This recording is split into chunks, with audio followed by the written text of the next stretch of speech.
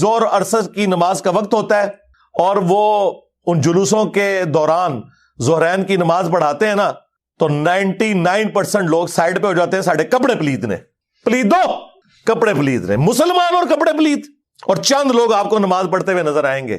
یہ پریکٹیکلی مسلمانوں کی حالت ہے، اور ان مسلمانوں کو قرآن کو آگ لگانے کے اوپر غصہ آ جاتا ہے۔ بہت اچھی بات ہے، لیکن قرآن کو آگ تو آپ لوگوں نے پریکٹیکلی لگا دی ہوئی ہے، قرآن کی کسی بات کے اوپر عمل نہیں کر رہے۔ یہ قرآن کا حکم تھا نا، سورہ روم آیت نمبر 31، وَأَقِيمُوا الصَّلَاةَ وَلَا تَكُونُوا مِنَ الْمُشْرِكِينَ، دیکھنا نماز کو قائم کرنا، مشرک نہ ہو جانا۔ قرآن کو آگ تو مسلمانوں نے لگائی ہوئی ہے۔ قرآن چیخ چیخ کے کہہ رہا ہے کہ جو نماز نہیں پڑھتا وہ پاکستان کے شناختی کارڈ میں مسلمان ہے، اللہ کے ہاں وہ مسلمان نہیں ہے۔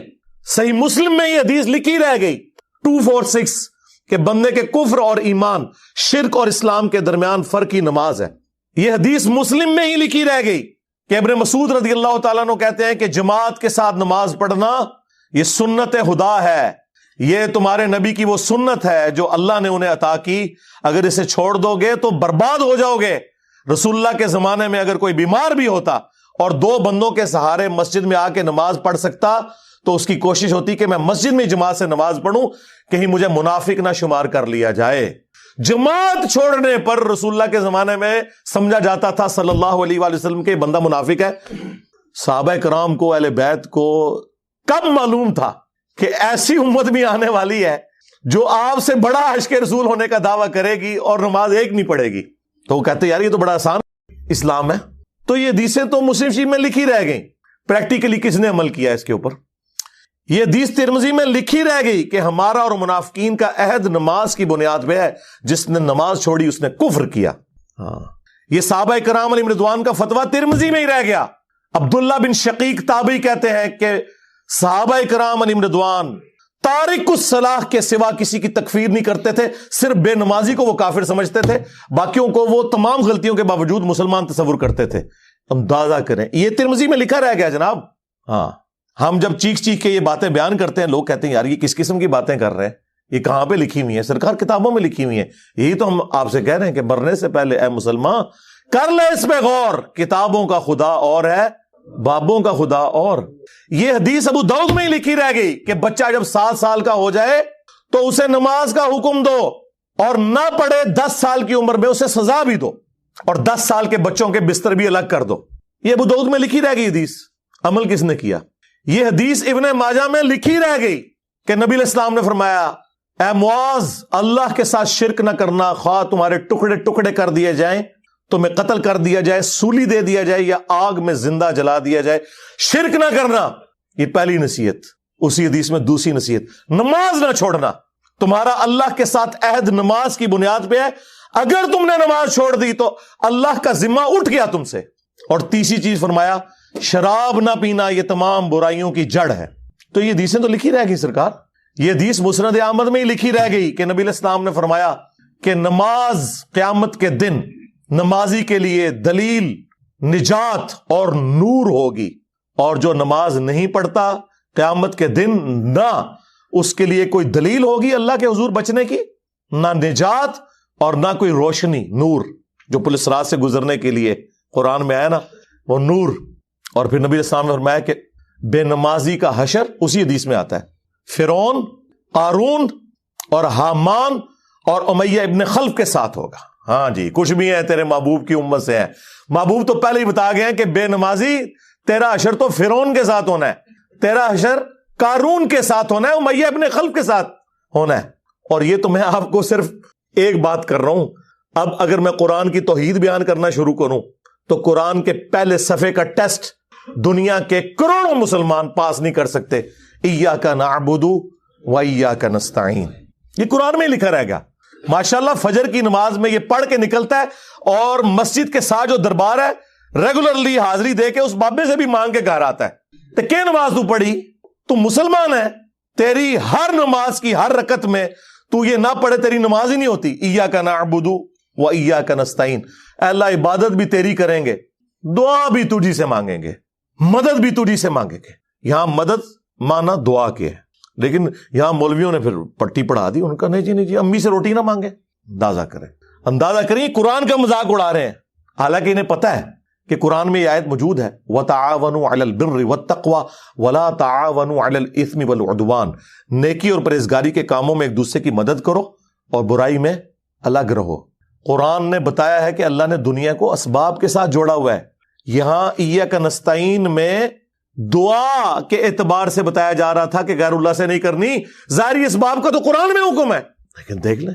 اور پھر جس شان سے اللہ تعالیٰ نے سورۃ النمل میں ذکر کیا، حیران کن بات آپ کو بتاؤں، اہل تشیع کے ہاں صبح و شام کی دعاؤں میں، سنت اذکار میں سورۃ النمل کی آیت نمبر 62 پڑھی جاتی ہے، ترجمہ نہیں کبھی کسی نے پڑھا۔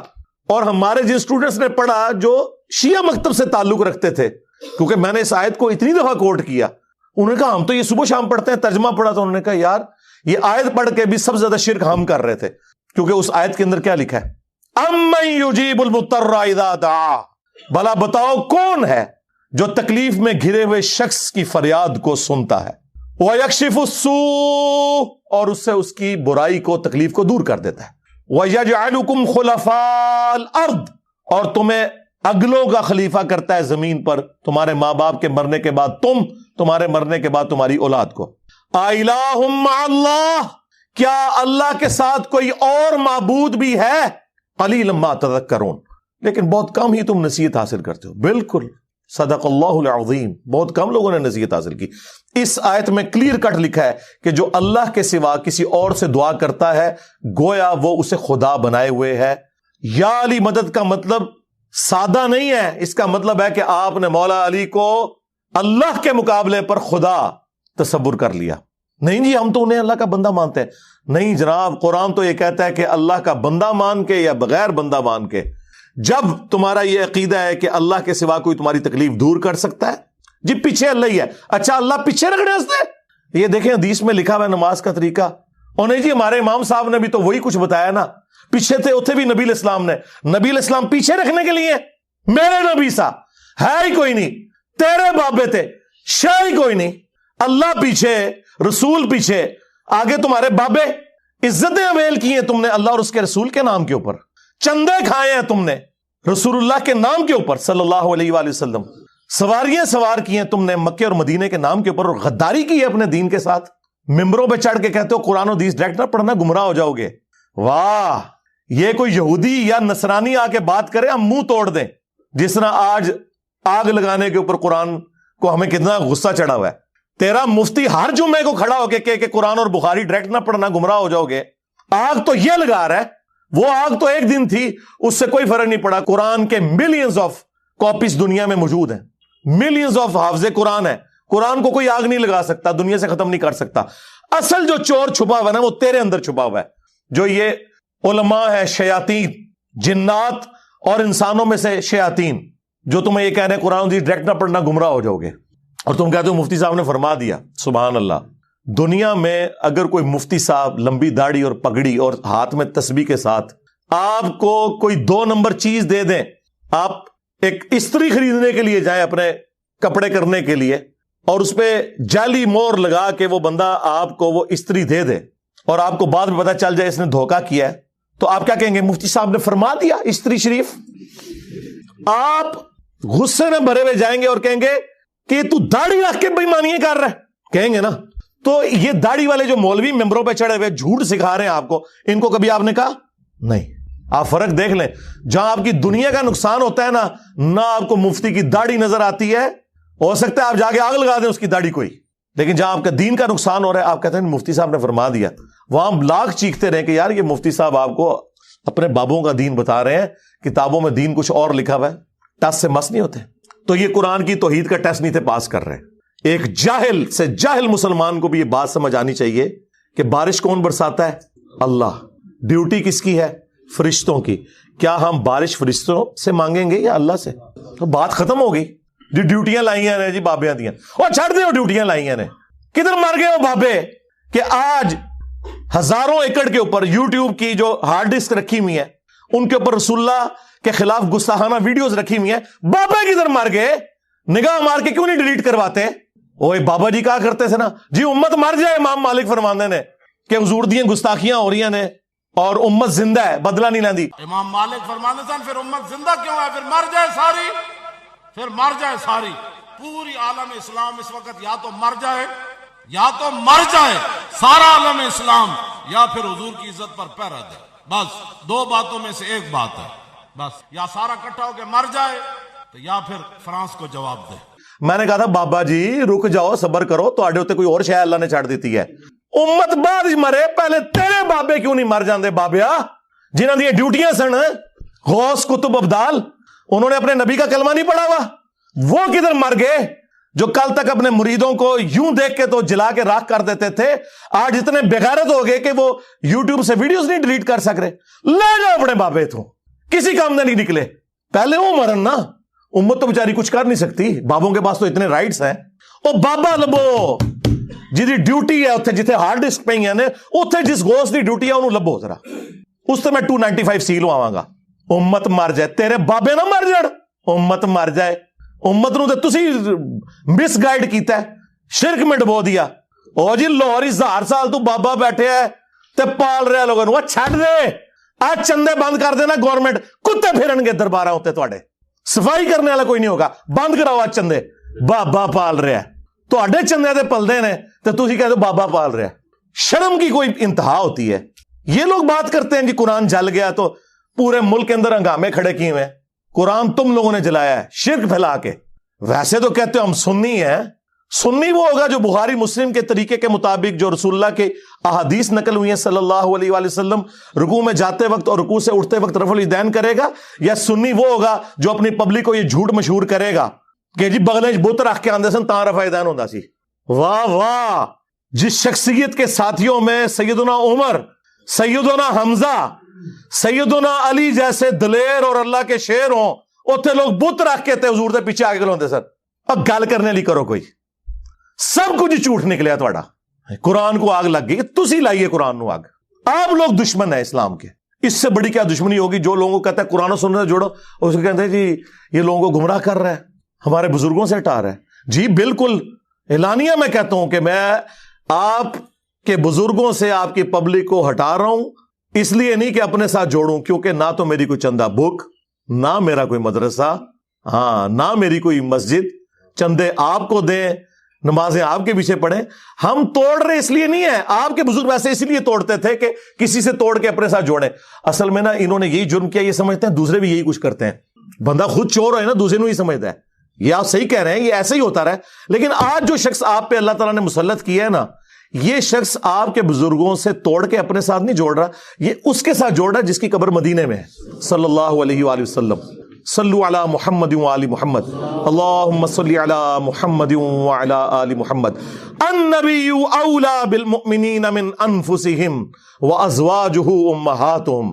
یہ نبی مومنین کی جانوں سے بڑھ کے ان پہ حق رکھتے ہیں, اور نبی کی بیویاں امت کی مائیں ہیں, اور نبی امت کے روحانی باپ. ہم تو اس شخصیت کے ساتھ جوڑ رہے ہیں جی, تنو اپنا ابا نہیں لبدا. وہ تو بیچارے شروع سے ہی باپوں کے مخالف ہیں. میں بابا نہیں بہت سارے ہیں, تو پہلے بابیاں دا مخالف شیطان ہویا سی. او شیطان دے آپ بچیا, تو بھی بابے دا ہی مخالف ہے. اور پھر نکے نکے ٹوٹے چلا کے آپ دیکھو مجھے کیا کہتے ہیں. میں نے کہا ابتدا عشق ہے, روتا ہے کیا, آگے آگے دیکھ تیرے ساتھ ہوتا ہے کیا. میں کہا جڑا بڑے بابے دا منکر جدو شیطان جڑے آج کل تے ساڈے بابیاں دا منکر ہے, او کون ہے؟ اس واسطے یہ جو چورن بیچ رہے ہیں اس کا نہیں بکے گا. وہ جی مجھے دین سمجھ آیا ہے. میں کہا بیٹھا برف والے کارخانے سے بہت باہر نکل ہے, نبی پاک نے تار سے پتھر کھا دے, ماما تم باہر دیا والے بولتے نہیں نکلتا, تیرے پیو نے پتھر کھانے میں, اور تیرے کو چنگا سے بابا کھا دے مریض بھی سی نا. کمال والی بات ہے جناب, ایسے ہی بک بکانا شروع کیا, باہر نکل بہت کمال ہے. تو اسلام کا کام نہیں کرنا, صحیح دین بھلا پھر. چند لوگ آوارہ ذہن کے ان کی تسکین کا سبب ہو, اور تیرے تو پہلوں بھی ایک ذکر میں لے کے آیا سی جسائیاں انہوں مکا چھڑیا ترہنا تو بھی نہیں. کمال والی گل ہے, تو بابا تو کریں گا کی, اوہ ابا لبیا کرو, جیڑے دن تے لب جانا تینوں مسئلہ حل ہو جانا, تینوں ابا ہی نہیں لبن دے. ابا منو لبے ہے, تو اعلانی نہیں نکلا, تو نے اپنا ابا چھوڑ دیا.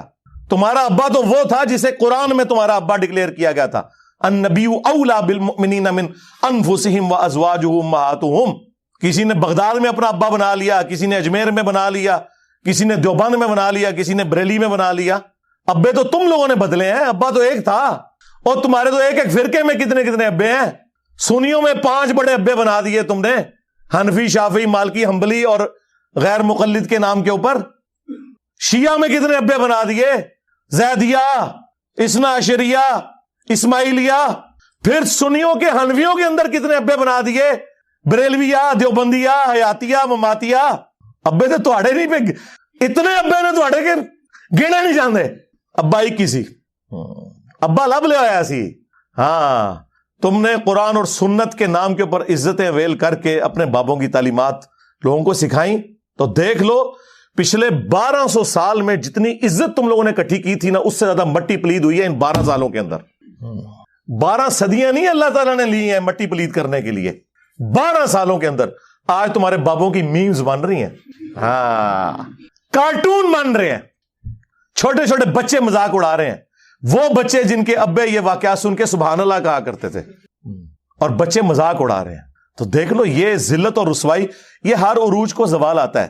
یہ اللہ کی سنت ہے کہ 300 سال کی فرعونوں کی حکومت ایک ایسے شخص سے گرا دی کہ جس کی زبان میں بھی لکنت تھی, جس کی پرورش بھی اسی گھر میں ہوئی تھی. کون؟ موسیٰ بن عمران علیہ السلام. تو یہ اللہ تعالیٰ نے چننا ہوتا ہے کہ کس کے ذریعے اللہ تعالیٰ کون سا کام کروا دے. اور نہیں جی ساڑھے بزرگاں نے 90 لاکھ نو کلمہ پڑھا دے. چھڑ دیو, کلمہ تو تانوں بھی نہیں صحیح طریقے نال آندا, تجوید نال. نماز نہیں آتی, ترجمہ نہیں آتا. اچھا جی یہ دلیل ہے, جی دلیل ہے. تو سرکار ڈاکٹر ذاکر نائک نے اتنے ہندوؤں کو جو کلمہ پڑھایا ہے, تو پھر یہ بھی بزرگ ہوئے. نہیں وہ تو ہے ہی گمراہ ہے. ہاں آیا نا داڑ تلے ہون. ہاں 90 لاکھ نو کلمہ پڑھایا. اور تواڈے بابیاں نے تے 90 لاکھ نو کلمہ پڑھایا جدوں 90 لاکھ دی آبادی کوئی نہیں سی.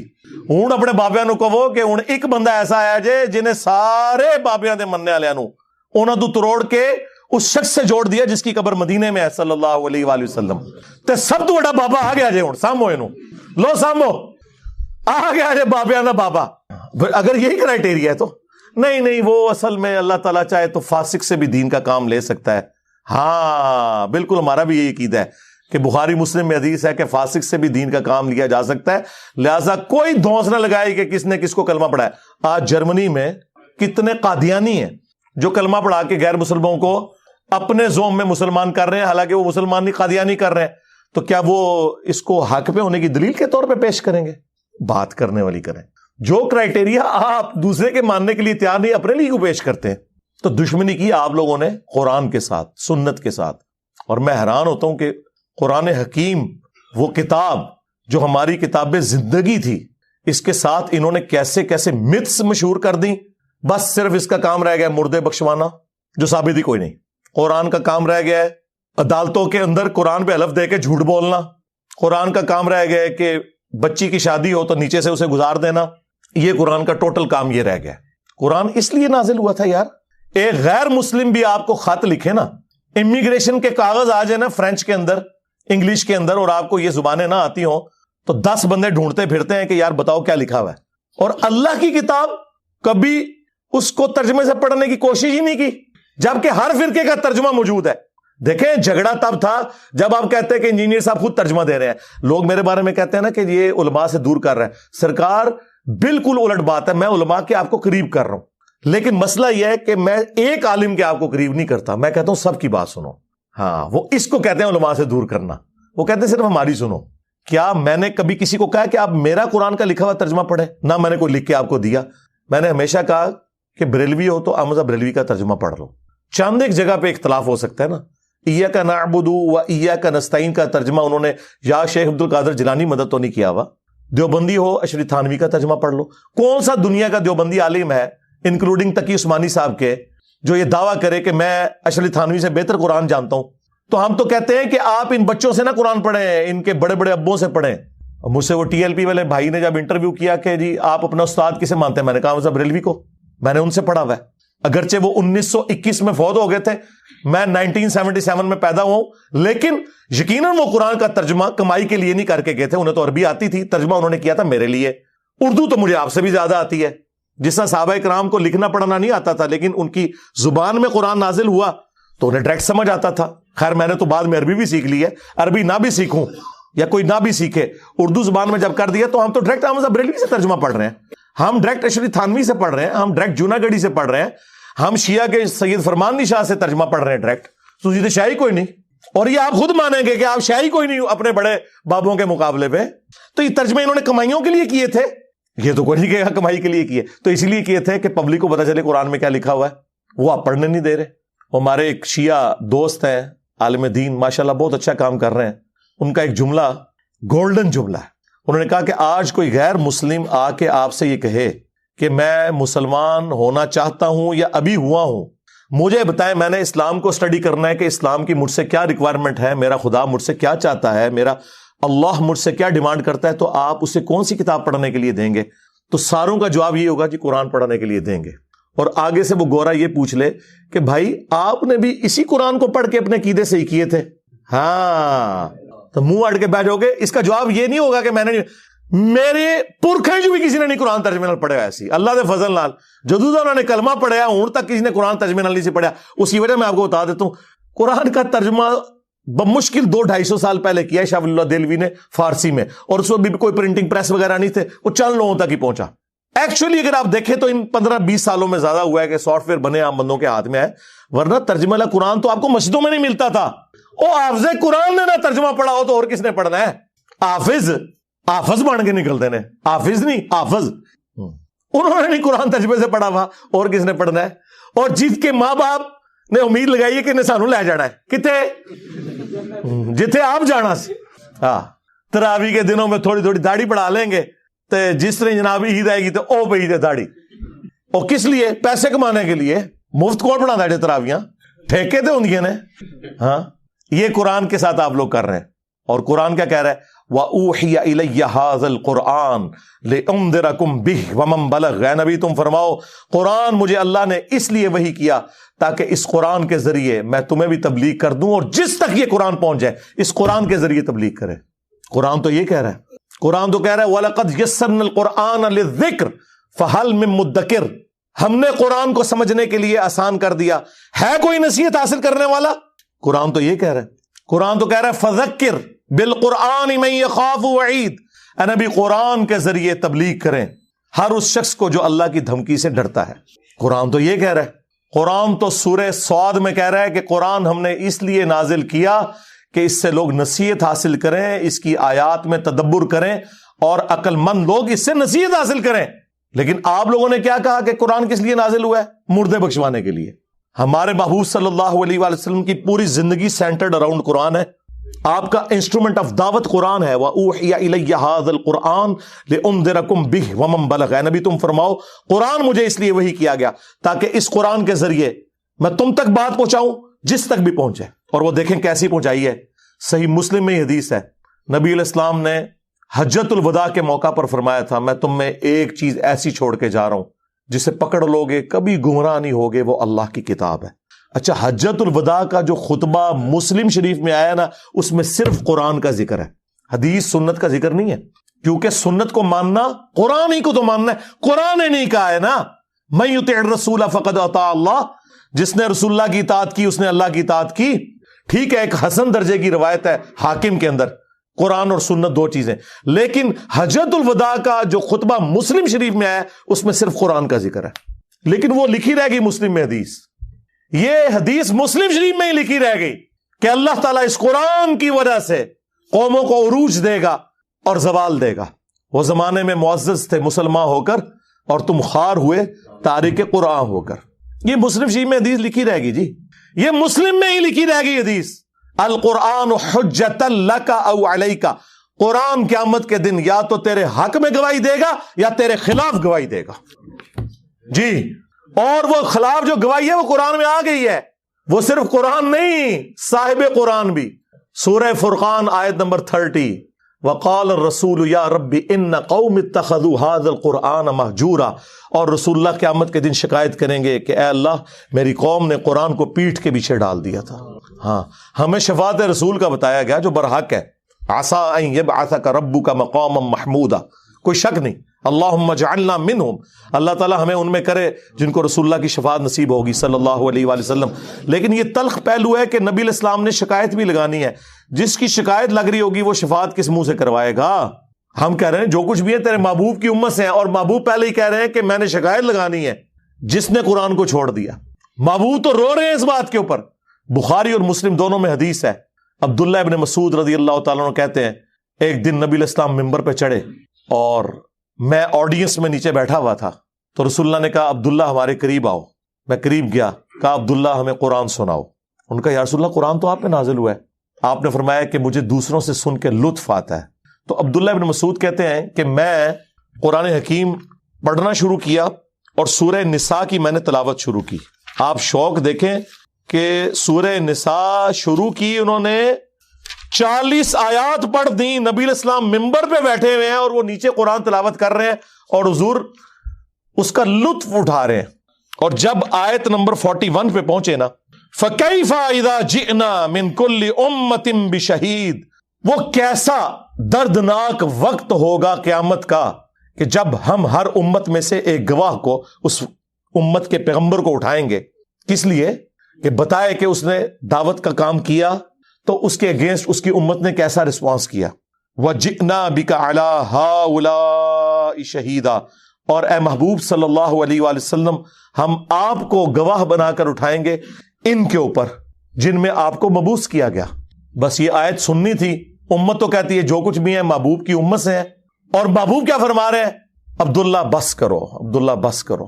کہتے ہیں میں نے نگاہ اٹھا کے حضور کی طرف دیکھا تو آپ کی دونوں آنکھوں سے زارو قطار آنسو جاری تھے کہ مجھے اپنی امت کے خلاف قرآن کی اس آیت کے تحت گواہی دینی پڑے گی. حضور اس لیے رو رہے ہیں کہ مجھے گواہی دینی پڑے گی کہ میری امت نے قرآن کو چھوڑ دیا, میرے دین کو پس پش ڈال دیا, اور امت امید لگائی بیٹھی ہے حضور نے شفاعت کرنی ہے. آپ دیکھیں کتنا فرق ہے.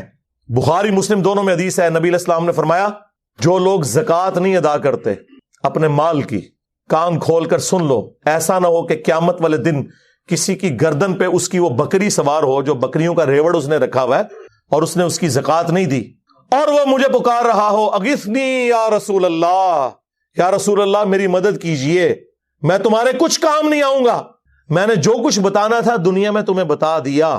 آپ حیران ہوں گے, میٹرک میں جب میں پڑھتا تھا 1992 میں, تو بریلویوں کی ایک جماعت تھی انجمن طلباء اسلام ATI, ان کا جو بیج ہوتا تھا نا اس پہ لکھا ہوتا تھا اغثنی یا رسول اللہ.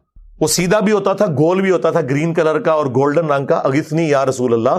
کاش اس کے نیچے بخاری اور مسلم کی اس حدیث کا نمبر لکھا ہوتا جس کے اندر یہ جملہ آیا ہے. ہم تو اس کو لیتے تھے یا رسول اللہ ہماری مدد کرے, لیکن یہ جملہ تو نبی علیہ السلام نے امت کے لیے ٹانٹ کے طور پہ بولا ہوا ہے کہ تم تو مدد مانگو گے, میں نے تمہارے کام نہیں آنا. کیوں؟ اس حدیث میں الفاظ ہے میں نے تمہیں دنیا میں بتا دیا تھا, کہیں ایسا نہ ہو کہ کسی کی گردن پہ اس کی گائے سوار ہو جس کی اس نے زکوٰۃ نہیں دی, جب وہ گائے 40 کے عدد کو پہنچے, یعنی عام گائے کی تو زکوٰۃ نہیں ہے, اور وہ چیخیں مارتا ہوا کہ اغثنی یا رسول اللہ, یا رسول اللہ میری مدد کرے, میں نے تمہیں دنیا میں اللہ کا پیغام پہنچا دیا تھا, میں تمہارے کچھ کام نہیں آؤں گا. پھر نبی علیہ السلام نے اونٹ کا سوار ہونے کا ذکر کیا, تو اندازہ کریں اللہ کے نبی علیہ السلام نے اپنی امت کو ایک ایک تفصیل کھول کر بیان کر دی ہے, کوئی قسم نہیں چھوڑی, کھول کھول کر باتیں بیان کر دی ہیں, کسی کو وہم بھی باقی نہ رہے. پھر بھی امت کو خیال نہ آئے تو الگ بات. پھر حجۃ الوداع سے جو واپسی پہ نبی علیہ السلام نے غدیر کا خطبہ دیا ہے, غدیر خم کا, صحیح مسلم میں ہی اوپر تلے 4 احادیث ہیں 6225 سے 6228 تک. اے لوگو آگاہ ہو جاؤ, میں بھی ایک انسان ہوں, قریب ہے کہ اللہ کا قاصد یعنی موت کا فرشتہ میرے پاس آئے اور میں اس کی دعوت قبول کر لوں. میں اپنے بعد تم میں 2 بھاری چیزیں چھوڑ کے جا رہا ہوں, ان میں سے پہلی چیز اللہ کی کتاب ہے, اس میں ہدایت ہے, اس میں نور ہے, یہ اللہ کی رسی ہے. ہاں, جو اسے پکڑے گا ہدایت پہ ہوگا, جو چھوڑ دے گا گمراہ ہو جائے گا. اور زید ابن ارکم کہتے ہیں کہ نبی علیہ السلام پھر ترغیب دلاتے رہے, اللہ کی کتاب, اللہ کی کتاب, اللہ کی کتاب. جو قرآن میں آیا تھا نا وَاعْتَصِمُوا بِحَبْلِ اللَّهِ جَمِيعًا وَلَا تَفَرَّقُوا, اللہ کی رسی کو مضبوطی سے پکڑ لو, فرقوں میں مت بٹو. وہ قرآن ہے غدیر خم کی حدیث میں. اس کو وائس ورثہ بھی کر لو کہ جو قرآن کو نہیں پکڑے گا وہ فرقوں میں بٹ جائے گا, کیونکہ کامن بانڈ اللہ نے بتا دیا, اللہ کی رسی کو پکڑ لو اور فرقوں میں مت بٹو. اس کا کیا مطلب ہے کہ جو نہیں پکڑے گا فرقوں میں بٹ جائے گا, اور وہ ہو گیا. اور فرمایا دوسری بھاری چیز میرے اہل البیت ہیں, میں اپنے اہل البیت کے معاملے میں تمہیں اللہ کا خوف دلاتا ہوں، یعنی میری وفات کے بعد ان کے ساتھ حسن سلوک کرنا۔ یہ 3 دفعہ آپ نے جملہ بولا، لیکن امت نے نہ قرآن کو پکڑا اور نہ اہل بیت کو زندہ چھوڑا، بالکل الٹ امت چلی۔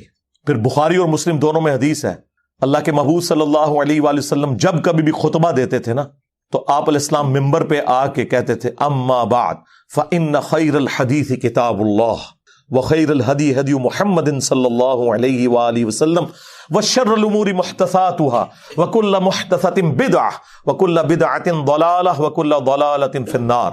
کچھ الفاظ سنن نسائی کے، میجر پورشن جو ہے وہ صحیح مسلم ہے۔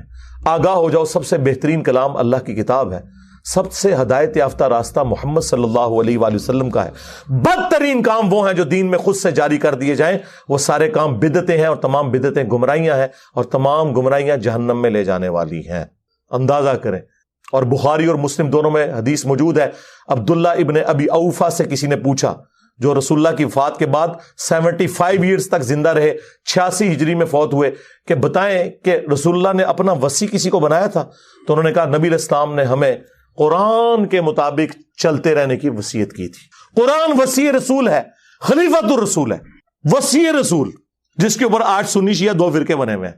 سیدنا ابوبکر خلیفۃ الرسول ہیں صحابہ کرام کے اجماع کے اوپر، وصی رسول نہیں، وصی رسول قرآن ہے۔ وصی رسول نہ سیدنا ابوبکر ہے نہ سیدنا علی ہے، اور وہ نیچرل ہے، کیونکہ 2 سال کے بعد تو حضرت ابوبکر بھی فوت ہو گئے، ہاں 12 سال کے بعد سیدنا عمر بھی شہید ہو گئے، 24 سال کے بعد سیدنا عثمان بھی شہید، اور 30 سال کے بعد سیدنا علی بھی شہید، اور آخری صحابی ابو طفیل عامر بن واثلہ 110 ہجری میں نبی علیہ السلام کی وفات کے 100 سال کے بعد وہ دنیا سے چلے گئے۔ اس کے بعد اس پلانٹ ارتھ پہ کوئی صحابی نہیں ہے۔ نبی علیہ السلام کسی صحابی کو بھی وصی بناتے تو مر تو اس نے بھی جانا تھا، یہ زندہ چیز چھوڑی۔ بخاری مسلم دونوں میں حدیث ہے، اللہ نے ہر نبی کو کوئی نہ کوئی معجزہ دیا تھا، اور جتنے لوگ اس نبی پر ایمان لاتے تھے اسی معجزے کی وجہ سے لاتے تھے۔ مجھے اللہ نے سب سے بڑا وحی کا معجزہ دیا ہے قرآن۔ میں اللہ سے امید کرتا ہوں سب سے زیادہ میرے امتی ہوں گے جنت میں جانے والے، کیونکہ میرا معجزہ سب سے بڑا ہے قرآن کی وجہ سے۔ اور بخاری مسلم میں آ گیا کہ جنتیوں کا نصف میری امت سے ہے، قرآن کی وجہ سے۔ جامعہ ترمذی میں، سنن ابن ماجہ میں حدیث ہے، جنتیوں کی 120 میں سے 80 صفحے میری امت سے، قرآن کی وجہ سے۔ یعنی قرآن مطلب یہ مردوں کو بخشنے کی وجہ سے نہیں، سرکار عمل کرنے کی وجہ سے۔ تو نبی علیہ السلام کا وصی، آپ کا خلیفہ، آپ علیہ السلام کا انسٹرومنٹ آف دعوت، ہر چیز۔ صحیح بخاری میں ایک بڑی زبردست حدیث ہے جو میں نے ہی ایک دفعہ اپنے ممبر سے بیان کی ہے، ادروائز وہ حدیث آپ نے کبھی سنی نہیں ہوگی، کیونکہ اس کے ساتھ 295C جڑی ہوئی ہے۔ صحیح بخاری میں ایک چیپٹر ہے کتاب الاعتصام بالکتاب والسنہ، قرآن و سنت کو مضبوطی سے پکڑنا۔ اس چیپٹر میں امام بخاری ایک حدیث لے کے آئے ہیں کہ جب حضرت ابوبکر کی بیعت کی گئی نا، تو دوسرے دن حضرت ابوبکر صدیق رضی اللہ تعالیٰ عنہ آڈینس سے خطاب کرنے کے لیے مسجد نبوی میں آئے، تو ان کے خطاب کرنے سے پہلے حضرت عمر ممبر پہ چڑھے، جس طرح آج کل بھی اسٹیج سیکٹری کے طور پہ، اور کمال کا خطبہ دیا۔ 2 جملوں کا خطبہ ہے وہ بخاری میں آیا ہے، لیکن مولوی نہیں آپ کو بتائے گا۔ جن کو بتانا چاہیے وہ بھی ڈرتے ہیں بتاتے ہوئے، جن کو نہیں بتانا چاہیے وہ تو نہیں بتائیں گے۔ حضرت عمر کے الفاظ ہیں کہ دیکھو، یعنی حضور کے غم کی وجہ سے لوگ دکھی تھے، یعنی جس شخصیت کو آپ اپنے ماں باپ اولاد سب سے بڑھ کر عزیز سمجھتے ہیں اور وہ دنیا سے چلی جائے تو صحابہ کرام کی تکلیف کا اندازہ کون کاٹ سکتا ہے۔ تو سیدنا عمر نے کہا کہ دیکھو، اللہ نے اپنے نبی کے لیے وہ پسند کیا جو اللہ کے پاس تھا، وہ اس سے بہتر تھا جو دنیا میں ہے۔ وَلَلْآخِرَةُ خَيْرٌ لَكَ مِنَ الْأُولَىٰ، اے نبی تمہارا ہر آنے والا لمحہ گزرے ہوئے سے بہتر ہوگا۔ کیوں؟ وَرَفَعْنَا لَكَ ذِكْرَكَ، ہم نے آپ کے لیے آپ کا ذکر بلند کر دیا۔ دنیا میں کوئی لمحہ ایسا نہیں ہے کہ اللہ کے ساتھ رسول اللہ کا نام نہ بولا جاتا ہو اذان کے اندر، اللہم صلی علی محمد وعلی آل محمد۔ تو حضرت عمر کے الفاظ ہیں کہ اللہ تعالیٰ نے وہ پسند کیا جو تمہارے نبی کے لیے بہتر تھا، لیکن اللہ نے تمہارے لیے تمہارے نبی کے جانے کے بعد وہ کتاب چھوڑ دی ہے جس کتاب کے ذریعے اس نے اپنے نبی کو ہدایت دی تھی۔ اب یہ بڑا خطرناک جملہ تھا، خطرناک جملہ تھا، خطرناک سے بھی اگلا ورژن۔ تم بھی اس کتاب کو پکڑو گے تو ہدایت پہ قائم رہو گے۔ اور پھر اس جملے کو ریپیٹ کیا، اس کتاب کو، کہ جس کتاب کو تمہارے نبی کی ہدایت کا ذریعہ بنایا۔ اچھا، اس کا یہ مطلب نہیں نعوذ باللہ کوئی رسول اللہ گمراہ تھے، نہیں، قرآن میں واضح آیت ہے ما ضل صاحبکم وما غوا، تمہارے نبی نہ کبھی بہکے ہیں نہ کبھی بہرا چلے ہیں۔ یہاں پہ بھی ضلہ کا لفظ آیا ہے۔ یہ کیا ہے؟ جو قرآن حکیم میں اللہ تعالیٰ نے فرمایا وَوَجَدَكَ ضَالًّا فَہَدَىٰ، اے نبی ہم نے آپ کو اپنی محبت میں خود رفتہ پایا اور ہدایت کے بلند ترین مرتبے پر پہنچا دیا۔ ضال کا مطلب گمراہی بھی ہوتا ہے، ضال کا مطلب کسی کی محبت میں ڈوبنا بھی ہوتا ہے۔ اِنَّ أَبَانَا لَفِي ضَلَالٍ مُبِينٍ، حضرت یعقوب کے بیٹوں نے جو خود صحابی تھے اپنے باپ کے بارے میں کیا کہا تھا کہ ہمارے ابا جان تو یوسف کی محبت میں ڈوب چکے ہیں۔ اب وہاں ترجمہ آپ فی ضلال مبین کا یہ تو نہیں کرتے کہ ہمارے ابا گمراہ ہو چکے ہیں، وہ تو کافر ہو جاتے، اپنے پیغمبر ابے کو کہتے تو نہیں۔ وَوَجَدَكَ ضَالًّا فَہَدَىٰ، احمد بریلوی نے بالکل صحیح ترجمہ کیا، مولانا مودودی نے بھی صحیح ترجمہ کیا، اپنی محبت میں خود رفتہ پایا اور ہدایت کے اعلیٰ منزل کو پہنچا دیا۔ یہی مضمون سورہ شورى میں بھی ہے کہ ہم نے اس قرآن کے ذریعے اے نبی آپ کو اس اعلیٰ درجے پر پہنچایا۔ ما کنت تدری ما الکتاب ولا الایمان، اس قرآن کے نزول سے پہلے آپ نہ کتاب جانتے تھے نہ ایمان کی تفصیلات، بلکہ اللہ نے اس کو ہدایت اور نور کا ذریعہ بنایا۔ وَإِنَّكَ لَتَهْدِي إِلَىٰ صِرَاطٍ مُسْتَقِيمٍ، اور نبی بے شک اب آپ بھی لوگوں کو ہدایت کی طرف بلاتے ہیں۔ تو نبی علیہ السلام، وہ میں بتا رہا تھا خطبہ کیوں نہیں لوگ بیان کرتے تھے، اس میں جو حضرت عمر کا جملہ ہے نا کہ اللہ نے اس کتاب کے ذریعے تمہارے نبی کو ہدایت دی، تو اب اس کے لوگ ڈرتے تھے یار یہ تو کہیں گے نبی کو گمراہ مان رہے ہیں۔ بھائی تم ایکسپلین کرو، ہم نے بھی کر دیا۔ یہ کبھی بھی خطبہ بیان نہیں ہوا، اور یہ خطبہ صحیح بخاری میں لکھا ہوا ہے۔ حضرت عمر فاروق رضی اللہ تعالیٰ عنہ نے حضرت ابوبکر کی خلافت اسٹیبلش ہونے کے دوسرے دن خطبہ دیا، کمال کا خطبہ ہے۔ اور قرآن اتنا سٹرونگ ہے اس حوالے سے کہ بخاری مسلم میں جو حدیث شفاعت ہے، جو نبی علیہ السلام ہماری شفاعت کریں گے انشاءاللہ، اس کے اینڈ پہ آتا ہے کہ نبی علیہ السلام کہتے ہیں جب میں آخری دفعہ جہنم کی طرف جاؤں گا تو داروغہ جہنم مالک علیہ السلام مجھ سے کہیں گے یا رسول اللہ اب آپ کا کوئی امتی بھی دوزخ میں باقی نہیں ہے سوائے اس کے جسے قرآن نے جنت میں جانے سے روک رکھا ہے۔ قرآن جب روک لے گا نا تو کوئی نہیں بچا سکتا۔ یہ ویسے شعر ہے، خدا کا پکڑا چھڑائے محمد، محمد کا پکڑا چھڑا کوئی نہیں سکتا۔ کتنا یہ ظلم کر رہے ہیں، اللہ اور رسول کا مقابلہ کروا رہے ہیں، نعوذ باللہ۔ اور بخاری مسلم میں لکھا ہے کہ یا رسول اللہ قرآن نے روک لیا ہے، اب آپ کی شفاعت بھی ان کے کام نہیں آئے گی جن کو قرآن نے جنت میں جانے سے روک لیا ہے۔ اور قرآن نے کن کو روک لیا؟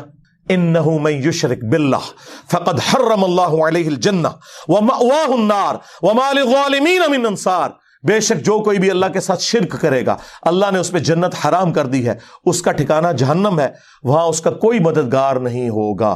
قرآن نے جنت حرام کر دی ہوئی ہے، حتیٰ کہ بخاری اور مسلم دونوں میں حدیث ہے اللہ نے ہر نبی کو ایک مقبول دعا دی تھی جو اس نے دنیا ہی میں کر لی، لیکن میں نے اپنی دعا چھپا کے رکھی ہے قیامت کے دن کے لیے، اور میری اس دعا سے میرے ہر امتی کو نفع پہنچے گا سوائے اس شخص کے کہ جس نے دنیا میں اللہ کے ساتھ کسی قسم کا شرک کیا ہوا۔ شرک is the most sensitive issue in the sight of اللہ، اور شرک اور نماز یہ دو سینسٹیو ٹاپکس ہیں۔ قرآن کی توہین وہی لوگ کر رہے ہیں اصل میں جو قرآن پڑھنے سے روک رہے ہیں، جس کی وجہ سے شرک پھیل رہا ہے، اور نماز سے کوسوں دور ہے کیونکہ انہوں نے قرآن تو پڑھا نہیں، انہیں پتا کیسے چلے کہ قرآن کا مسلمان اور ہے اور پاکستان کا مسلمان اور۔ ہاں، مرنے سے پہلے اے مسلمان کر لے اس پہ غور، قرآن کا مسلمان اور ہے، پاکستان کا مسلمان اور۔ ہاں، قرآن کا تو مسلمان یہ ہے وَأَقِيمُوا الصَّلَاةَ وَلَا تَكُونُوا مِنَ الْمُشْرِكِينَ، سورہ روم آیت نمبر 31۔ دیکھنا نماز کو قائم کرنا، مشرک نہ ہو جانا۔ اور صحیح مسلم کی حدیث کے بندے کے کفر اور ایمان، شرک اور اسلام کے درمیان فرق نماز ہے۔ باقی اس پہ تو کافی بولا جا سکتا ہے، میری کئی ایک ویڈیوز ہیں وہ آپ دیکھ سکتے ہیں اس حوالے سے۔ میں نے یہ موقع غنیمت جانا کہ میں مسلمانوں کے دماغ کے اوپر سٹرائک کروں کہ خدا کے لیے قرآن کو جو آگ لگی اس پہ جو آپ سیکھ پاؤ رہے ہیں، سب سے بڑے تو دشمن آپ لوگ ہیں جو جزدان میں قرآن کو لپیٹ کے، اور دیکھیں جو مہنگے والے قرآن ہوتے ہیں نا ترجمے والے، ان کے اوپر غلاف بھی چڑھا ہوتا ہے تاکہ تصور سے کہ میں اس کو اتنی دفعہ یوں کروں گا وہ کھولے ہی نہ، وہ ادھر ہی پڑھا رہے۔ بلکہ میں نے تو ریکویسٹ کی ہے کہ پاکستان کے آئین میں جہاں یہ چیز شامل ہے کہ پاکستان میں قرآن غلطیوں سے پاک پرنٹ کیا جائے گا، یہ بہت بڑا جرم ہے، اس لیے قرآن کے اینڈ پہ لکھا ہوتا ہے کہ اگر کوئی غلطی دیکھیں تو واپس بھیجیں، ہم آپ کو نیا نسخہ دیں گے۔ پاکستان کے آئین میں یہ چیز بھی داخل کی جائے کہ بغیر ترجمے کے قرآن چھاپنا حرام ہو، یعنی پاکستان کے قانون میں، وہ شرعی طور پہ حرام نہیں لفظ استعمال کر رہا ہے، چلے جرم کہہ لیں اس کو۔ بھئی پاکستان میں کیا تک بنتا ہے جہاں 99.99% لوگ عربی نہیں جانتے ہیں، وہاں عربی والا قرآن صرف پرنٹ کرنا کتنا بڑا ظلم ہے۔ مولانا مودودی رحمہ اللہ کا ترجمہ پرنٹ کیا ہے ترجمان القرآن والوں نے، بڑا زبردست ہے۔ ویسے تو آپ دیکھتے ہیں نا اوپر عربی نیچے اردو، انہوں نے پتا کیا کیا ہے، ایک صفحہ پورے کا پورا عربی اور اس کے سامنے والا صفحہ اردو۔ اگر صرف کسی نے اردو بھی پڑھنا ہے نا وہ پڑھتا جائے۔ اچھا لوگوں کو یہ فکر پڑ جاتی ہے یار اردو والا پڑھیں گے تو ثواب نہیں ہوگا کیونکہ 10 نیکیاں نہیں ملن گیا۔ سرکار تہاڈا ایک اردو دا صفحہ تہاڈی آنے والی نسلاں وچ اور گزرے ہوئے بزرگوں کے ہزاروں قرآن پڑھنے سے بہتر ہے، جو آپ کو کم از کم شرک سے بچا کے توحید کے اوپر لے آئے گا۔ دیکھیں نا اگر توحید ہی نہ ملی تو قرآن ختم کرنے کا کیا فائدہ ہویا؟ جو قرآن ختم کر کے بھی تے پھر دعا کہنا جی یا رسول اللہ انظر حالنا، یا شیخ عبد القادر جیلانی شیئن للہ، قرآن کے لیے پڑھ کے دعا ہو رہی ہے اور بیچ میں یہ نہیں کر رہا ہے، تو کیا کڑیا تو قرآن چوں؟ تو خدا کے لیے قرآن ترجمے والا گھر میں بھی کم از کم آپ لوگ تو کریں نا جی۔ سارے مسلمان اپنے گھروں میں وہ ترجمہ رکھیں جو زبان آپ سمجھتے ہیں، اس کے بغیر آپ صرف عربی والا قرآن نہ رکھیں۔ اور آج تو ماشاءاللہ جتنی میجر لینگویجز ہیں ان کے اندر قرآن پرنٹ ہو چکے ہیں۔ سعودی عرب کی گورنمنٹ اس حوالے سے بہت بڑا کام کر رہی ہے۔ جتنے حاجی جاتے ہیں نا، پہلے تو وہ عمرے والوں کو بھی دیتے تھے لیکن پھر ریسورسز کی وجہ سے ایشو ہوا تو اب صرف حاجیوں کو دیتے ہیں۔ جو پاکستان، انڈیا، بنگلہ دیش کے ہیں ان کو اردو زبان میں، انڈونیشین ہے تو ان کو انڈونیشین زبان میں، انگلش جاننے والے ہیں ان کو انگلش والا، وہ واپسی پہ ایئرپورٹ پہ وہ ایک فری کاپی دیتے ہیں۔ میں 2007 میں گیا تھا، مجھے بھی ایک کاپی ملی، میری وائف کو بھی ملی تھی۔ تو اس حوالے سے وہ بہت کام کر رہے ہیں۔ چلیں حاج عمرے پہ کوئی نہیں بھی جاتا، یہاں تو یار اپنے گھروں میں تو کم از کم آپ کوشش کریں کہ آپ ترجمے والے قرآن رکھیں۔ صلو علی محمد وآل محمد، اللہم صلی علی محمد وعلی آل محمد واصحاب محمد وازواج محمد وامت محمد اجمعین الی یوم الدین، آمین۔